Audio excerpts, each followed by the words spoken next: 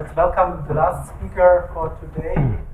It's Lukas Herrmann from Zürich, and he's talking about Quasi-Monte Carlo integration and uncertainty quantification of elliptic PDEs. Thank you very much for this kind introduction. Also, thank you very much to the organizers for letting me present my work here. This is joint work actually with Professor Christoph Schwab, and I'm going to speak about Quasi-Monte Carlo in uncertainty quantification. More concretely, we think about the physical system that we're studying. This physical system is given to us by some PDE, and it has some physical quantities which have... the microphone on? I actually turned it on. Is it not? Very far. Maybe the battery is for the light. Okay, can you assist? It's working. It's working. Can you hear me? No. You may need to speak up a little. Speak up. Maybe closer to the... No, but... Okay. I tried to speak up myself. Yeah, thank you. All right. Okay, so I apologize. Right. So we study a physical system which is given to us, described by a partial differential equation. It has physical quantities and we have incomplete knowledge of them. And this is why we are modeling these by random fields, and they have a certain distribution which we have to choose.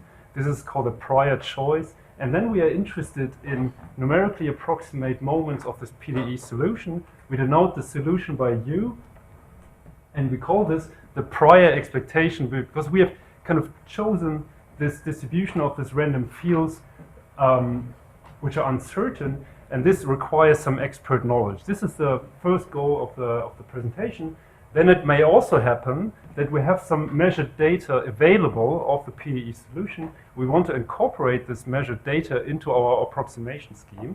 And that means we're interested in the approximation of a posterior expectation, which looks like this. We have field solution U, then we have some observation functional, and then we have some data measured, denoted by delta, and then we are conditioning the probability measure onto this events here and have this conditional expectation that we have here.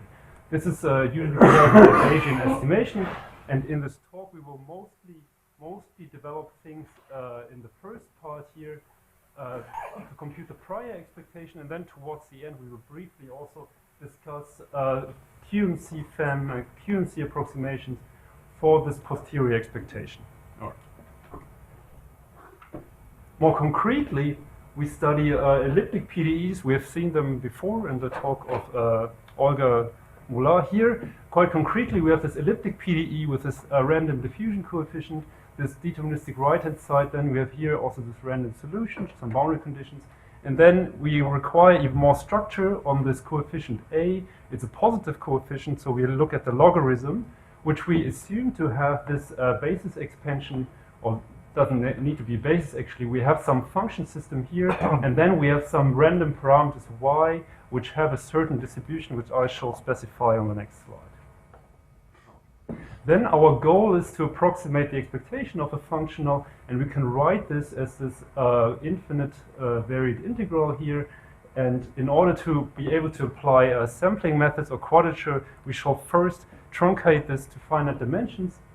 We do this like this. We simply truncate this expansion here to S terms in a setting that we'll see in the following that should approximate the variable z that we've seen before. And then also this solution US, which corresponds to ZS, should also approximate the solution U. Okay. If you look at this expectation here, you can write it as this S-varied integral. This was our goal actually. Here we assume that the parameters are distributed according to this density phi, and then you also assume that the parameters y are actually independent, and then you can write this as this multivariate integral, and this form is the one that you need to have in order to apply a quadrature methods that are well known. Our motivation to study Quasi-Monte Carlo is that usually you could, without much theoretical study, you could apply Monte Carlo sampling with a rate of 1/2, independent of the dimension. But with QMC, you have the chance to have a higher rate of essentially 1 in a certain setting that we need to introduce, also independent of the dimension. This is a considerable improvement, which is our motivation. Also, more specifically, we would like to study certain QMC rules which allow fast methods in order to construct the QMC points. There's a terminology which is called product weights. It's a concrete structure in the QMC rules, or it will be an input information for the construction algorithm, and we shall see in the following what this is concretely. Okay.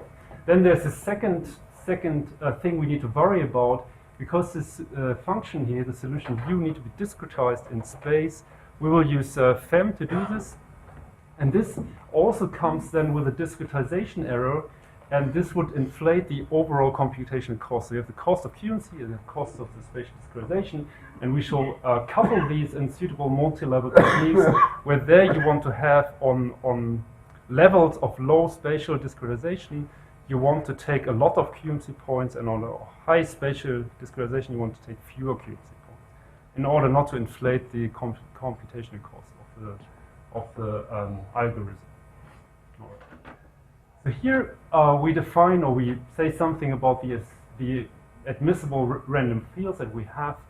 First of all, we're interested in some weighting sequence here. This weight sequence B, it will come up again. This is an input for this QMC weights, which are mentioned in product form, and this will be an input for the construction algorithm. And then we have an assumption on this function system that we have seen before, this function system psi. We're using this sequence, which is summable, to weight the function psi. We take the absolute value, and then we have some weighted L infinity L1 criterion here. I should proper references. This condition has been introduced by Markus Bachmeier, Albert Cohen, Ronald DeVore, and Giovanni Migliorati. They were studying sparse polynomial chaos expansion. Particularly, they were studying Hermite expansion. And we're using this setting here to study QMC approximation. Then, maybe a bit differently, they were in the setting of Gaussian random fields, or log-normally distributed random fields. We have here a probability density. This phi is now parameterized by this number q, which is between 1 and infinity. And if you put it equal to, you get the Gaussian case, but you can also have it into different numbers. In particular, the case between 1 and 2 offers a probability density which has a decay that is weaker, and that would imply that tail events were given a higher weight. And for practitioners, this is of great interest. There's always a bit the criticism of using the normal distribution, because their tail events are, of course, rather unlikely, or not as likely as if you would probably put the value of q like between 1 and 2. And here I have to say that the borderline case of q equal to 1, which would be Laplace distribution, which is not included in theory. There's different terminology on this distribution. I've seen the terminology generalized Gaussian, there's Q exponential distribution, and in the context of Bayesian estimation, this is referred to as Bezoff distribution or Bezoff priors. And these extensions are actually not part in the papers we've published so far. I actually developed them in my PhD thesis, which I recently defended. All right. So here, first, before we start about computing something, we need to be sure that these integrals we are actually trying to approximate are actually, they exist and are well defined. And there's something for Gaussians, you would usually use something like a Finite theorem, which gives you that you have all moments finite of the exponential of z. You can also have such a theorem in the case that q is not equal to 2. It's a bit more difficult to prove that. Essentially, the difference is that the normal distribution is symmetric, which you don't have anymore. Symmetry here means that if you have a vector of IID Gaussians and you apply rotation, that will have the same distribution. This is not true anymore if q is not equal to 2. That's why the proof is slightly more technical, I would say. So if you have this statement, in particular also that if you have some, if you look at truncations, then you want that the moments can be bounded uniformly with respect to the truncation, because we're aiming for convergence rates which are robust to the dimension. And if you have this statement, you can quite quickly conclude the following, that the moments of the solution are also bounded, and you can also bound them here uniformly with respect to the dimension. That means in this setting you could already apply Monte Carlo sampling, but we need actually to work a bit more in order to apply Quasi-Monte Carlo to this. I'm just introducing it now. The particular kind I have in mind, it's the Quasi-Monte Carlo by randomly shifted lattice rules. I'm actually seeing this first in a paper of Ian Sloan, Francis Kuh, and Stephen Joe in 2002. They look like this. Usually, you approximate this multivariate integrals by this equally weighted quadrature rule with particular QMC points, which are given to you in this formula, where here you have some integer vector z, which contains all of the information of the QMC rule, which you can see by this expression here. You just have here this index and you divide by the number. You have to randomly shift them in order to exclude the bias. Then this braces here denote to take the fractional part, and then you would map them to RS with the inverse distribution function.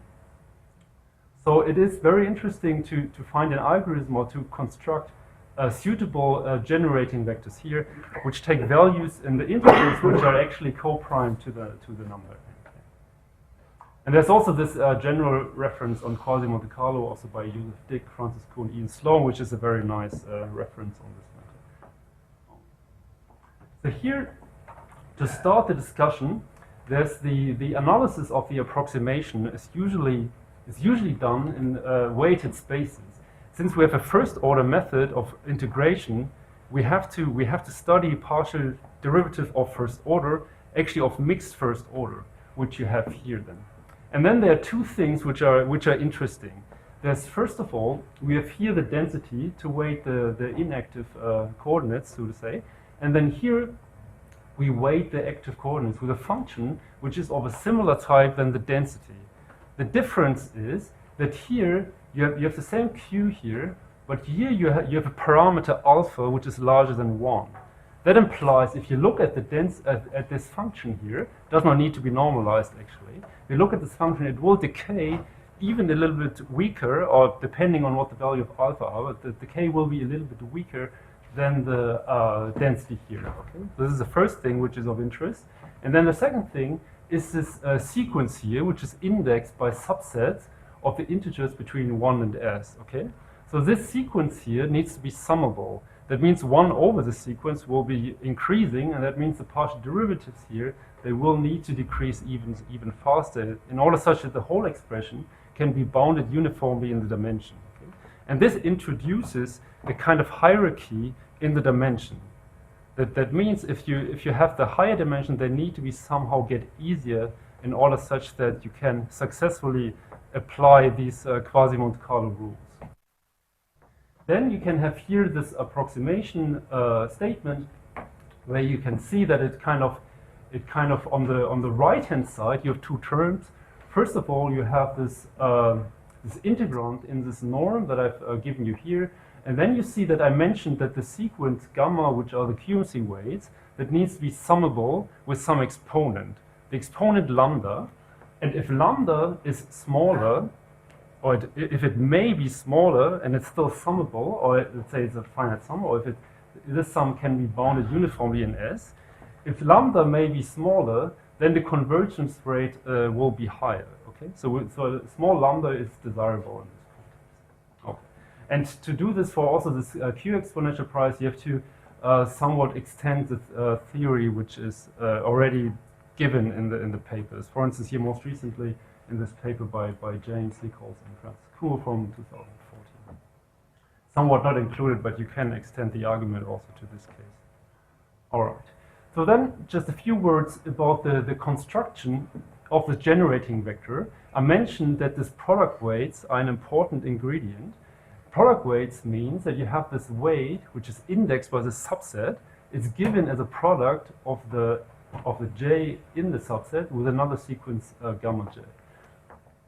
If this is the case, then the vector z may be constructed by a fast component-by-component algorithm in linear scaling with respect to the dimension, to the number of QMC points, and here you also have this log factor here.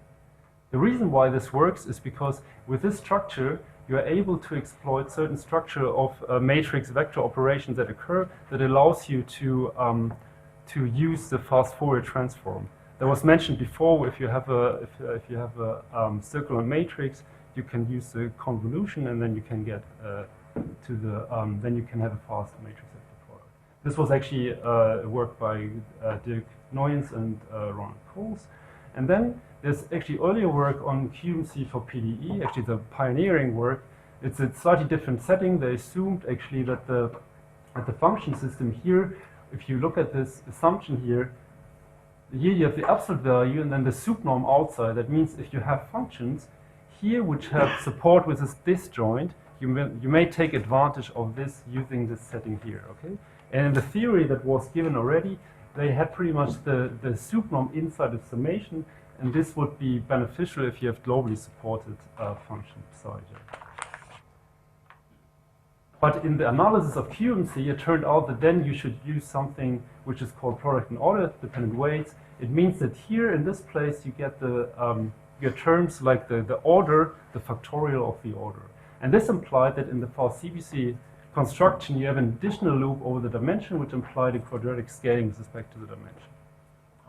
Now our main goal is to justify QMC with product weights in order to have this fast version. So here we have seen this this statement here. We have seen this statement here, which gives us the approximation of QMC. But in the examples that we are studying, the integrand will typically satisfy an estimate of this type here. You have this actually a pointwise estimate, pointwise, and the parameter here. The parameter appears on the left-hand side and on the right-hand side. You have here the partial derivatives. You sum over these subsets, and you already have some weighting here with a summable sequence Bj. So if you have such a condition, you can have QMC with product weights given to you with this expression here with a certain convergence rate ranging between 1/2 and 1. Actually, here you need the sequence to be B summable. For p equal to 2, you get rate 1/2. 2/3, you would get rate 1. P equal to 1, you would get a rate of 0.75. Right, and here you need that this right-hand side function h should have all moments bounded. And we developed this in this publication. And then, why is this condition here interesting? There we can refer again to the paper of Bachmeier, Cohen, DeVore, and Miglorati. They proved to us this condition here is actually a simpler version of their condition, but it's good enough for us. And then you can directly conclude that QMC is applicable here and will approximate with a convergence rate that is independent of the dimension, and you can use QMC with product weight, so you have the fast construction algorithm to get the QMC points. All right? And then you have to think about the second thing, because here this function US, which comes from this truncated Gaussian, or this truncated P exponential field, it needs to be discretized as well. So if you would discretize it, that would come with an additional computational cost. So here, if you summarize what we did so far, you have to achieve the accuracy epsilon. We have here at best the computational cost from the QMC, and then if we don't do something clever about it, we have here additionally the computational cost of the spatial discretization.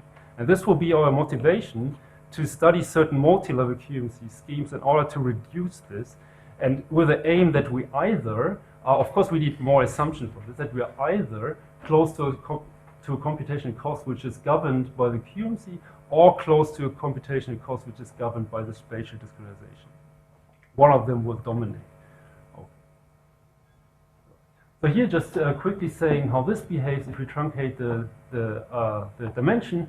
This you get, usually you get just here first order in this sequence Bj. There's a particular case if Q is equal to 2, you are able to exploit more structure, because then you can use results on some ability of Hermite-Chaos coefficients, which are also derived by Bachmeier, Cohen, Miglorati, but we're using them here. What you see is that the odd terms in the expansion will vanish if you integrate here. You notice there's a difference. Here is actually a strong norm. That means the integration is outside of the norm. This is a weak error. We first integrate, and then we take the function space now. It's called a weak error, okay? And this usually, you hope here for a higher rate, because you're able to integrate out the oscillations, okay? And this you see here. Since you lose all the odd terms, you obtain this 2 here, but then there's something there where you need to pay something. because the Hermite-Gauss expansion usually converges in L2, but if you do this, you get an L1 situation, and that means you need to pay by this P over 2 in this situation here. Oh. So then we are already able to have some tests for QMC in a single level case. This example is in one dimension, but it's an interesting example because if you consider the Haar wavelets, when you have finite levels, this coefficient will be piecewise constant. It's very interesting because if you have a constant right-hand side, the solution is piecewise quadratic. And that means with second order FEM, you can explicitly solve the PDE. There's no discretization mistake that you make. That means here you can observe exclusively the QMC approximation. And we compare it for values of Q equal to 2. This is a Gaussian case. And here we have a smaller value of Q equal to 1.5.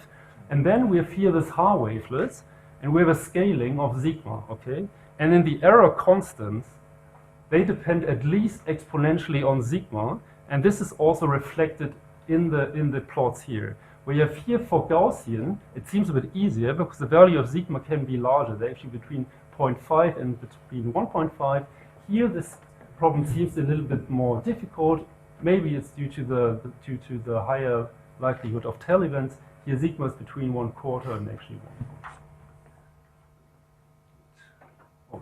So now we have actually established QMC in a single level way, but now we want to also incorporate the spatial discretization, and we do it for domains D, which are either polygon or polyhedron, and then we want to actually use what Peter Binev also talked about, this bisection refinement, which will be quite useful in our case as well.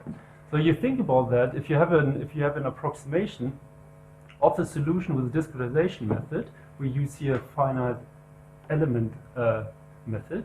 It has a computational cost. The QMC has a computational cost. So you want to be close to this or this in the overall items. If this converges in this way, with respect to the degrees of freedom here, you can write it. You have here a multi-level version of it. You can write it in this telescoping sum expansion, and then you can use different QMC rules in order to approximate these differences. And the main thing that you would change is that on the lower level, you would use many QMC points, and on the higher level, you would use fewer QMC points. Because the lower level, to solve the PDE, that's very cheap, and on a higher level, it's more expensive. That's why you want to use fewer QMC. And then overall, you get this estimate here, where you see here that you have a coupling of the QMC convergence rate, and here there's a difference. Where here, of course, you have the difference in this weighted function space norm, which requires you to look at partial derivatives of this difference. So here, if you study PDEs, in particular elliptic PDEs and polygons or polyhedrons, they may be non-convex, and that implies they have singularities at the corners or on the edges. And these are usually studied in weighted spaces, in so-called Kondratiev spaces. They are well known. You have this spatial weight function for 2D. It's quite explicit. It looks like this actually. Here you have in 2D you have a polygon. So you have corners Cj, and then here you have the distance to the corners, which is some exponent that gives you the strength of the singularity. The strength of the singularity is governed by the interior angle of the polygon. This is well known, and this is also a useful information in order to, a priori, in our case, set up the local bisection refinement to get the FEM spaces. Right. This also allows you to have this random field input Z and A. It may, of course, then also be singular at this point because we are applying local refinement at these places anyway. This means you introduce this weight function also to this assumption that you require here in order to justify multilevel QMC. In particular, you need to able to control gradients of this function psi j. Then you can weight it by the spatial weight function, and you have a new weight sequence that you have here. So this is kind of the respective thing that you need in order to have multi-level QMC.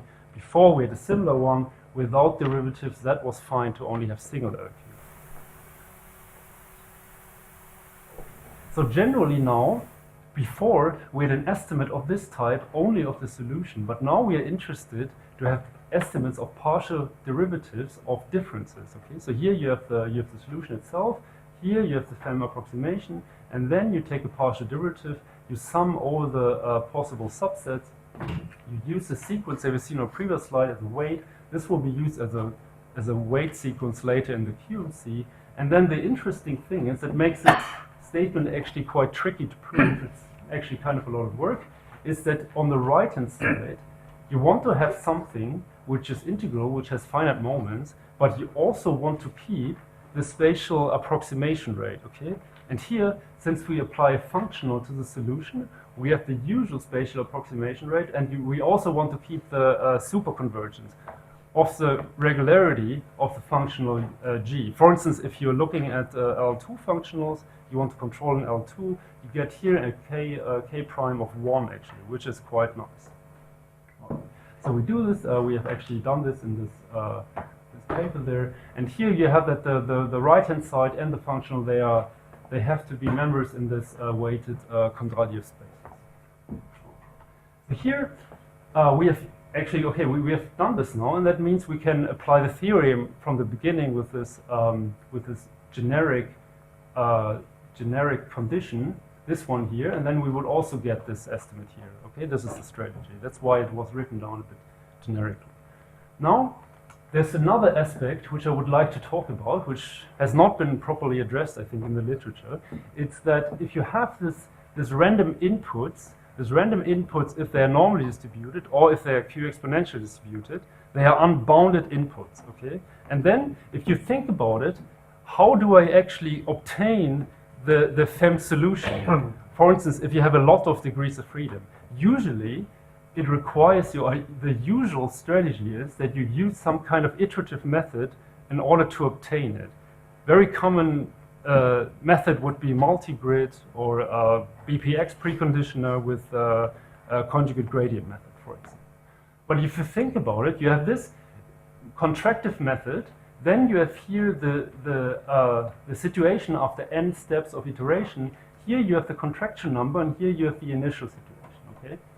Now this contraction number takes values between 0 and 1, but since the random input is unbounded, it may take values very close to 1, which make the approximation very unuseful, okay? And that's why this is just an illustration, such that this is a non-trivial issue. If you would apply here quite naively the Cauchy-Schwarz inequality, you will get the following thing. You get here, you have then an expectation of the random contraction number to some power depending on n, which is not what you would like, okay? But there's not really a way to get around this, because of course you know that the Jensen inequality will hold directly in the other direction, okay? And as an illustration, I plot here, the thing that you would desire would be that the k is outside of the expectation, but that's not what is going to happen to you. It will be inside, and here this picture suggests that you're going to need to pay a price for this situation here. Actually, I had a different proof strategy. I actually looked at the failure probability of the iterative method. So here you have the contraction number, the random contraction number. You look at the probability that after n steps it will be larger than a threshold eta, okay? Then here you can argue with the Markov inequality. Then you have here the number of iterations to the power of -r, so this is a nice thing. And then you need to be able to have a finite expectation of this quantity, okay? Here you have 1 over 1 minus delta, okay? And if you look at it, you notice that if delta is going towards 1, this is going to be large, all right? So this is what you need to control. And here it's the same R prime in this situation here. That is the thing here, okay? And then here, the thing which is, it's actually a very desirable method also in practice to implement it. You have the CG is actually conjugate gradient, preconditioned by BPX. BPX well known as Brumble, Paschiak, and Xu from the 90s.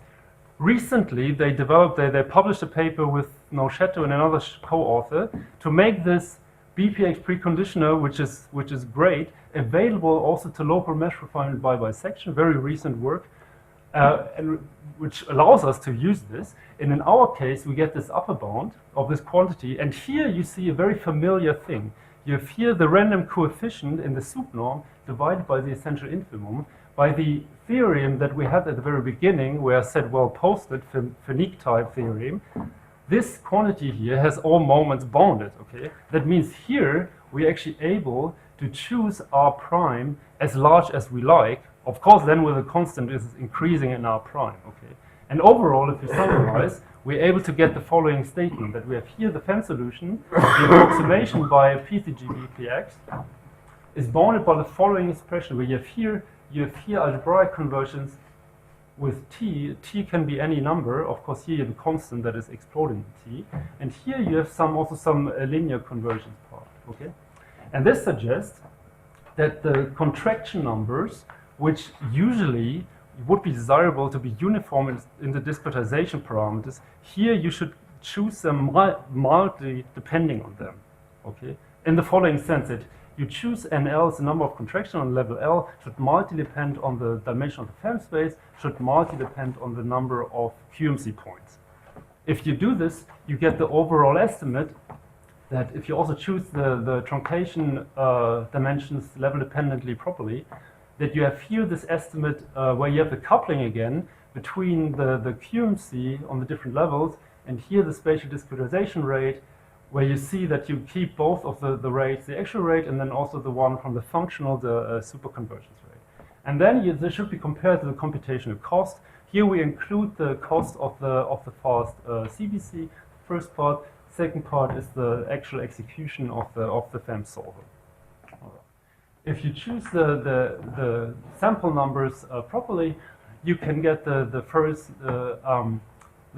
following statement about epsilon complexity. You have here this accuracy can be achieved with this work estimates here, where we see that interestingly we have this both regimes where the QMC dominates, and here the spatial discretization dominates, and here are some other cases. So now I would like to look at the numerical experiment. We have here, I'm just choosing these functions to be in hierarchical FE basis, which is an admissible choice. We could also choose it to be some wavelets, but we don't actually require any vanishing moments, so a hierarchical FE basis is as good. Then we again compare the situation of the Gaussian case and the case that Q is equal to 1.5, which means that you have a weaker decaying density, and you have then stronger tails. And you see that the convergence rate are also influenced by this parameter Q, and they again also depend on the scaling sigma that we put here in front of the spaces. That's all very nice, but in practice, maybe people say this hierarchical basis is not so interesting. In practice, actually, people are interested, or some people are interested in, for instance, Gaussian random fields, which have so-called Matern covariance. This is a particular distribution which is defined by looking at the covariance kernel. This is depending only on the distance between these 2 points, x and x prime. And here this function rho actually has a particular form. Okay. There has been a recent work also by Bachmeier, Coe, and Miglorati. They developed a function system, psi j, which is locally supported and then satisfies the assumptions that I've made on the gradients and on the functions themselves. And this allows us to compare our new theory with the current theory that is in the literature available. Okay, this QMC with pod weights, where you have this quadratic scaling. And we see that in some cases, or at least in this case, we are gaining a bit in the computational cost. As you can see here, you have here on the right-hand side, you have slightly smaller values for 2 and 3 dimensions. Okay. Then, once we have achieved this, there's another thing that you can think about, right? Because here we said that the Gaussian random field is actually a stationary field. Okay. Okay. This is an assumption on the distribution. But you could also think about that you have this system here of 2 PDEs. This is the PDE that we looked at earlier. Okay. You have here this Gaussian random field Z. You take the exponential and solve it, and then the random field Z, it could be a solution to a PDE itself, where you have here a self-adjoint elliptic operator Then you have the random field here. This operator is deterministic. And then you have on the right-hand side, you have spatial white noise. The spatial white noise introduces, because it has rather low regularity, it has a constraint then on the order this operator A can have. If you don't have this restriction, the solution here will not have positive regularity and it won't be useful for our purposes. This setting here, that you have this kind of white noise driven PDE, is common in spatial statistics. They usually look at the following operator. They usually look at this elliptic operator, which is symmetric. You have here the second order part, and then here you also have this reaction term. It has a relation to the Matern covariance that we have seen before. If you have A being the identity matrix and kappa being constant, and if you look at this equation on the whole of RS or whole of RD, then the solution has exactly Matern covariance. So there's this relation. But also it allows you to make different choices for A and kappa. For instance, which is interesting in practice, in spatial statistics for instance, is if you have kappa to be varying in space. For instance, it could be a piecewise constant function. All right? Okay. And this allows then non-stationary fields and also with non-smooth covariance kernels. Because if you have this here a piecewise constant, covariance kernel will not be smooth. We tackled this a bit. Actually, this is a bit work in progress. This is how we approached it so far. We are approximating that by orthogonal spline wavelets. And then what do we need to achieve in order to justify that the theory from before is applicable? We need that Z can be written in this expansion where you have IID coefficients, and here you have some functions Lk. Okay, these functions psi Lk, they are not locally supported anymore, but the decay is exponential away from the barycenter. Okay, I should say that this here, this writing it in this way is only for theoretical purposes. To study these functions here in practice, you would just discretize the SPDE here with this bi-orthogonal wavelet and just solve for Z. Okay, but here you can just to introduce a bit of notation. Let's assume we have some bi-orthogonal spline wavelets.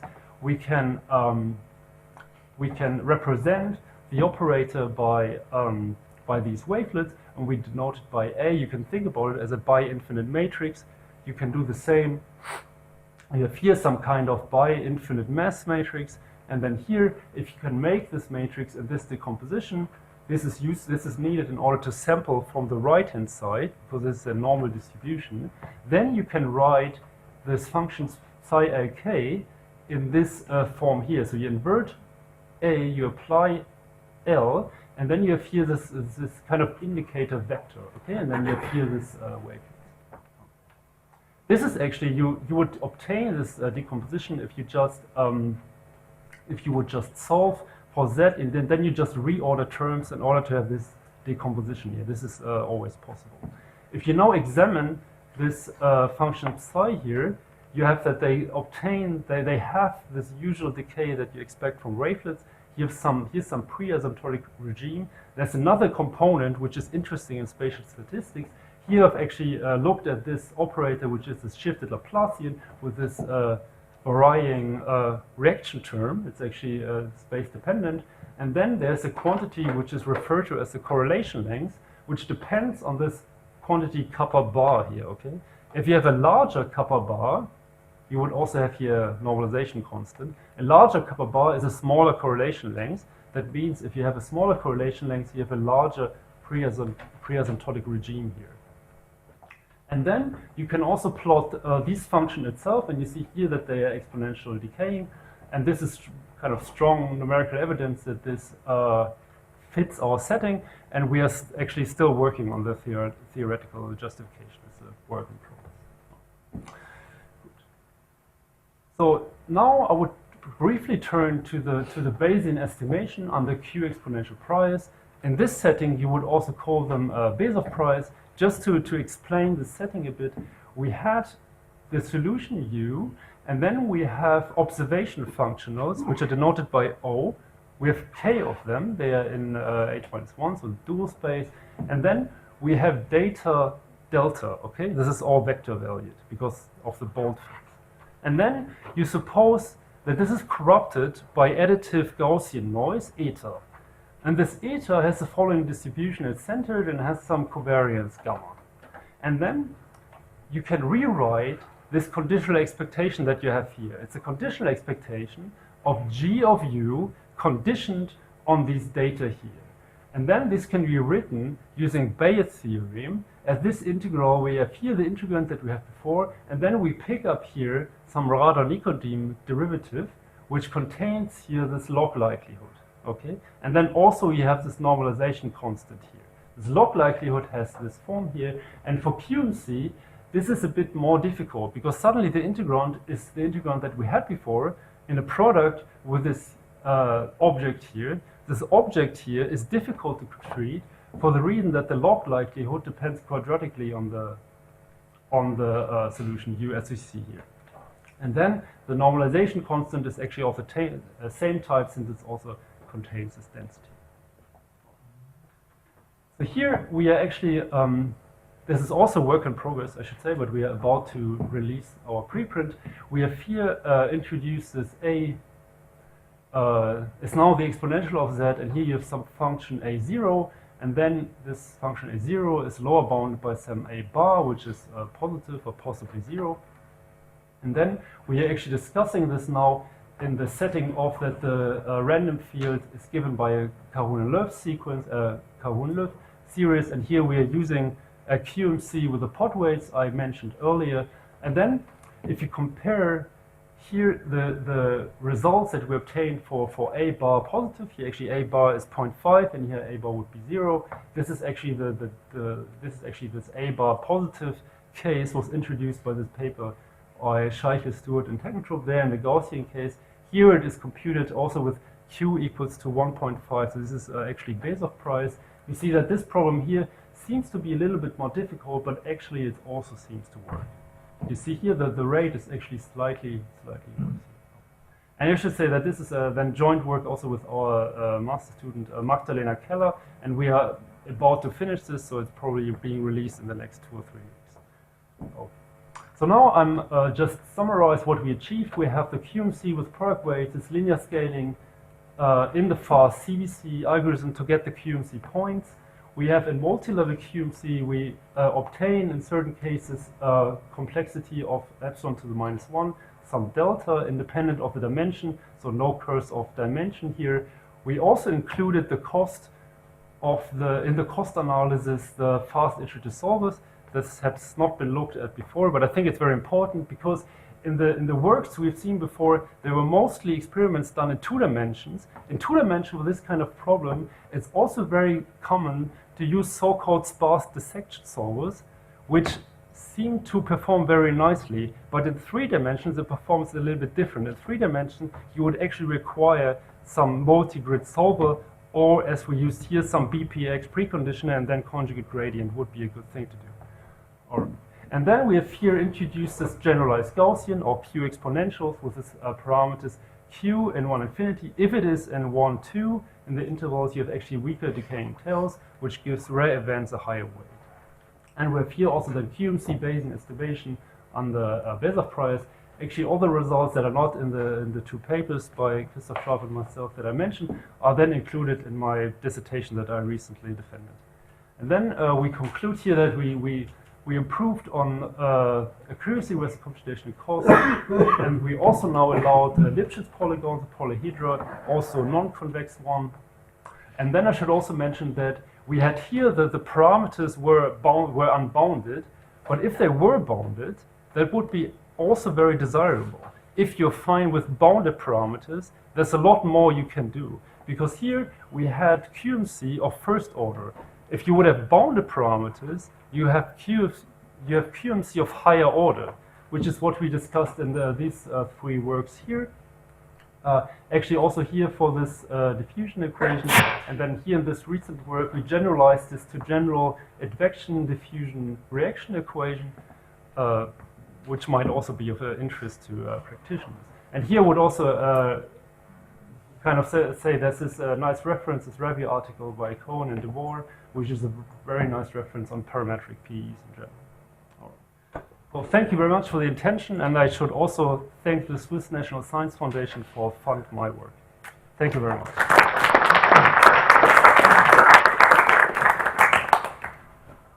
Thank you very much, and thank you to the Swiss National Science Foundation for giving me the opportunity to be here. Questions, remarks? I have a question. Okay, very basic question. If we return to your first estimate before multi-level, I mean page 11 or something, for example, this, yes? Yes, yeah. So, okay, so I don't know. I don't know much about QMC, but under these assumptions on this weighted summability of the psi j and the rho j inverse being in LP, I mean, yes. so Bj are the rho j inverse, more or less. If I just, what we prove is that we can approximate by polynomial in L2 with rate n to the minus 1 over p. Yes. So if I just take a plug-in, sort of plug-in method, I don't think about QMC. If I integrate just by first finding an approximation by some non-intrusive method, like for example, weighted least square or some collocation method, seems to me I should obtain the rate 1 over p minus an epsilon, maybe not 1 over p. I agree that that would be a desirable thing. If you look maybe if you look at maybe this, it's not a good idea to do that, but yes, but if you, for instance, if p is going towards 2, then you would obtain actually this. And there's the thing in the proof. If you would prove it, you have and then if you look at this norm again, there's some obstruction with you have different combinations of this density. And then you have here this weight function, okay? And you need to have this weight function. And the reason why this effect is smaller if you have the rate closer to 1/2 is because in this case, this parameter alpha does not need to be so far away from 1, you see? Because this parameter alpha is also involved in the convergence rate that you have here. So that means in the proof, if you have a larger alpha, which gives you a rate more going towards 1, you need to, or at least in the proof that I came up with, you need to use some of the sparsity of the sequence rho j or the sequence that I call bj. Okay, this is the reason why the rate in the end has a different appearance. Yeah, but I mean, if you could improve that, please let me know. But More questions? I have a very, very basic question, which is on the very first assumption that the diffusion coefficient is log normal. Yes. I wonder to what extent is this realistic, and to what extent can we just overcome this assumption? Yeah, I mean, because it really seems crucial for the rest of the developments, right? You mean that this representation here? Yeah, exactly. Yes, so to have. I mean, the reason why we look at it is because engineers have looked at it and we developed theory for it. So what we did here was one kind of deviating from it was to change the distribution to non-Gaussians with this Q exponential distribution. This was already kind of deviating from it, but I agree that we still have this kind of log. I mean, if you apply the log, it is a basis expansion, and you're correct. This is also used in the proof to prove the estimates. That was also used in the paper by. I must say, I've always been very interested in this question whether log normal actually is any justification at all, except of course that it gives you a positive.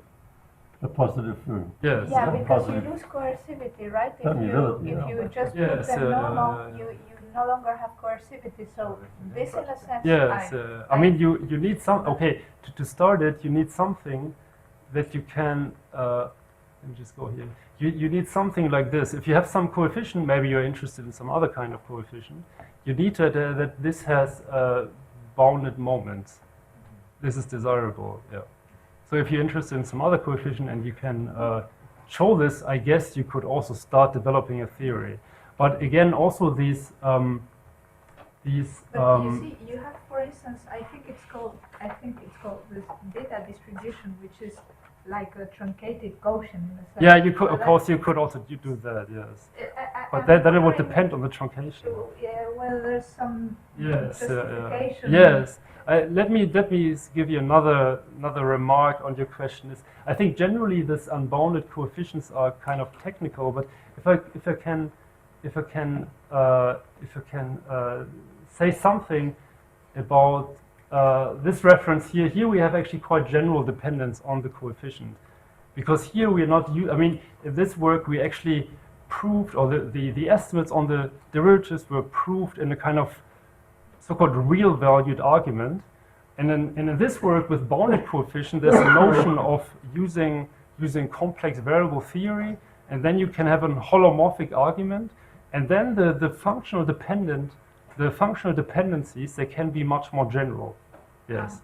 But this technique seems to be difficult to apply to unbounded coefficient at the moment. But I agree with you. It would be very nice to have this as well. Yes. So in bounded coefficients, you don't need this. You can have what you might be interested in. Yes. Okay. So the obstruction is actually that the coefficients are unbounded. Yes. Okay. Yeah. Okay. So it would, what you're saying is that it would work for the data distribution. It might be, yes. With your argument. Yes. Maybe there's some other things you can check, but yeah. For bounded coefficients, I think it works. So there was one more question.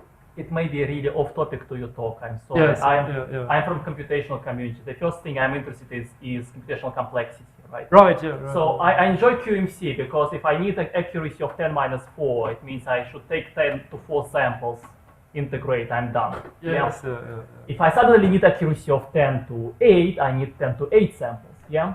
Yes. But then the question is, how does the complexity of preparing your QMC quadrature scale with the number of points? Can I actually create this quadrature in a linear cost with respect to number of points, or is it polynomial, or is it not polynomial? It's linear. I also mentioned this. This is. I must have missed it. Okay, let's just very slowly maybe. We have here the points, right? Yeah. And then you need to obtain the vector z. Okay. Yeah. All right. So if you want to obtain the vector z in our theory, you have here the dimension s, and then the number of points, and then you have the log term. So it's linear in the dimension and log linear in the number of points, the computation cost.